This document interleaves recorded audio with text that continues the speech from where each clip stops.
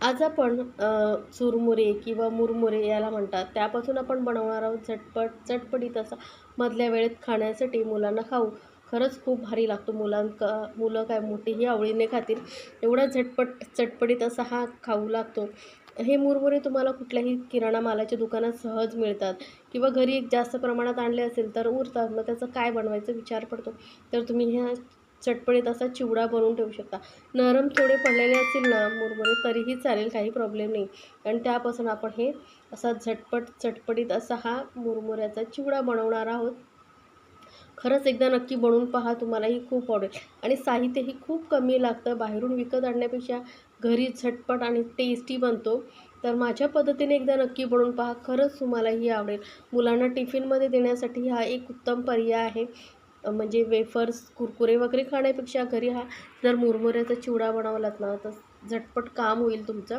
तर यासाठी आपल्याला लागणार आहे एक कढई. तर जाडबुडाची इथे मी कढई घेतलेली आहे. आता गॅस एकदम कमी ठेवायचा आणि यामध्ये आपण फक्त 1 चमचा पळी तेलापासून हा चिवडा बनवणार आहोत. जास्त तेलाचाही वापर आपण करणार नाही आहोत.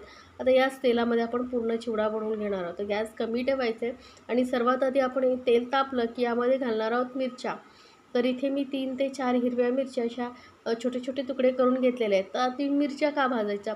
तर काय होतं माहिती आहे, मिरच्या भाजल्यामुळे मिरचीचा जो तिखटपणा असतो ना तो छान असं तेलामध्ये उतरतो आणि आपण त्यानंतर जे पदार्थ भाजतो ना त्याला मिरचीचा मस्त तिखटपणा लागतो.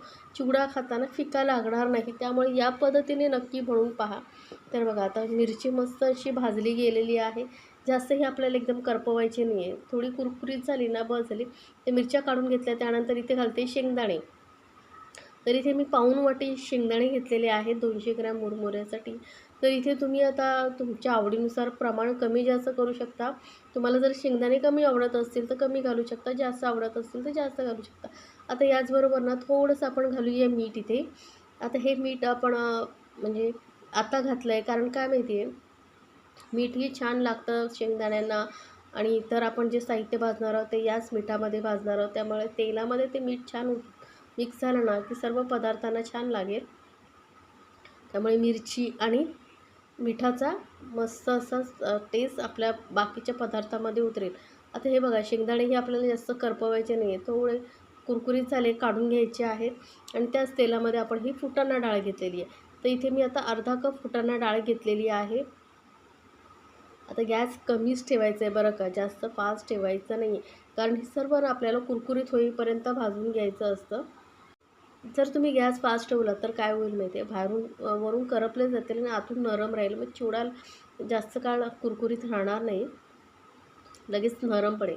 त्यामुळे असं पूर्ण जे आपण यामध्ये पदार्थ वापरतो आहे त्याचा ओलसरपणा जाऊन कुरकुरीतपणा येईपर्यंत आपल्याला हे भाजून घ्यायचं. तर बघा डाळ ही लाल झालेली आहे. त्यानंतर काढून घेतल्यानंतर आपण इथे घेतलेले अर्धा कप सुक्या खोबऱ्याचे तुकडे. ही आता आपण ह्या तेलामध्ये भाजून घेणार आहोत. बघू शकता 1 चमचा तेलाचाच आपण वापर केलेला आहे, जास्त तेलही वापरलेलं नाही आहे. आता खोबरंही छान असं लाल झालेलं आहे. खोबरं काढून घेऊया. हे बघा खोबरंही मी आता काढून घेतलेलं आहे आणि आता हे उरलेलं जे तेल आहे त्यामध्ये आपण घालतो आहे कढीपत्ता. तर कढीपत्ताही तुम्हाला आवडत असेल तर घाला, पण कढीपत्त्याचा जो सुगंध आहे ना चिवड्यामध्ये खूप छान येतो आणि जरा जास्त प्रमाणातच घालायचं म्हणजे मस्त सुगंध येतो. चिवडा खाताना खरंच खूप छान लागतो आणि आता हा कढीपत्ता ना कुरकुरीत होईपर्यंत आपल्याला हा तळून घ्यायचा आहे. आता असं तुम्हाला वाटत असेल याचं तेल ओढून घेतलेलं आहे, पण नाही. आपण हा आता जसं नितळून घेऊ ना, कढीपत्ता तेल सोडून देईल आणि आपल्याला त्याच तेलामध्ये बाकीचा आपला जो आहे भाजून घ्यायचा आहे. ते बघा तेल छान असं काढून घेतलेलं आहे. त्यानंतर याच तेलामध्ये आता घालतो आहे आपण मीठ. तर मीठ आता आपण जे मुरमुरे आहेत त्या हिशोबाने घातलेले आहेत. म्हणजे तेलामध्ये मीठ आणि हळद घातली ना ते मस्त असे चुरमुरे त्याला छान असं वरून कोटिंग घेतं आणि व्यवस्थित लागले जातात. त्यामुळे आता हे मिक्स करून घ्यायचं आणि गॅस एकदम मंद ठेवायची आहे आणि मंद गॅसवरती आपण आता यामध्ये मुरमुरे घालायचे, थोडे थोडे घालायचे, मिक्स करायचं आणि असं थोडं थोडं करत बाकीचेही सर्व घालून घ्यायचे. आता इथे लक्षात ठेवा कढई ना जास्त तापलेली असेल तर थोडा वेळ तुम्ही गॅस बंद करू शकता किंवा एकदम लोवरती ठेवायचे. आता हे बाकीचेही मुरमुरे मी घालून घेते.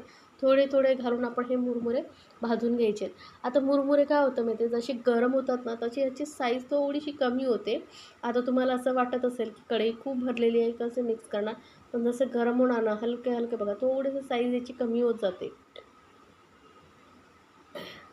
मिक्स करत जायचं आहे आणि जास्तही हळद घालायची नाही, कारण तुम्हाला असं वाटेल की आता मिक्स करतोय पण हळद व्यवस्थित लागली नाही आहे. लक्षात ठेवा, जसं जसं मुरमुरे थंड होत जातात ना तसं मस्त त्याला पिवळसर कलर येत जातो. म्हणून सुरुवातीला जास्त हळद घालायची नाही. मी ते पाव चमचा एवढी हळद घातली होती.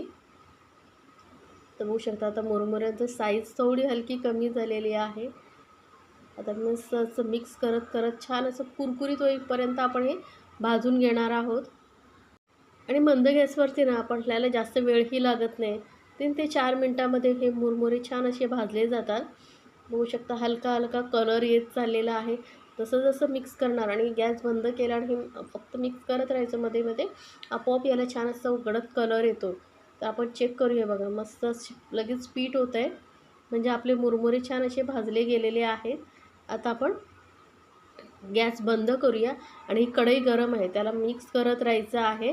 कढई गरम असताना तोपर्यंत मिक्स करायचं आहे आणि थंड झाल्यावर एका पातेल्यामध्ये थोडं काढून घेतलेलं आहे वेगळं आणि आता मोठ्या पातेल्यामध्ये काढून घ्यायचं आणि यामध्ये जे इतर साहित्य जे भाजून ठेवलं होतं ते घालायचं आहे. बघू शकता मुरमुऱ्याला आता मस्त कलर आलेला आहे पिवळा.